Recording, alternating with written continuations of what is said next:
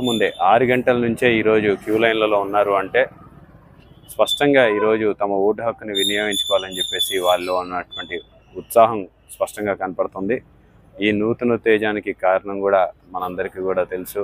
ఎందుకంటే గత 5 సంవత్సరాల నుంచి ముఖ్యమంత్రి గారు చేపట్టినటువంటి మంచి పరిపాలన కొనసాగించాలని చెప్పేసి వారు అందరూ కూడా ఈరోజు ఆల్రెడీ పొద్దున 7 గంటలకే క్యూ లైన్లలో నిలబడడం అనేది చాలా సంతోషకరమైన విషయం.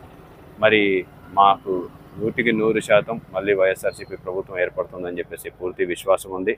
ప్రజలు ఆ భగవంతుడు జగనన్నని మళ్ళీ ముఖ్యమంత్రి చేయబోతున్నారు. అలాగే నంద్యాలలో కూడా 7 నియోజకవర్గాలు, ఒక పార్లమెంట్ స్థానాన్ని కూడా కైవసం చేసుకోబోతున్నామని చెప్పి తెలియజేసుకుంటాం.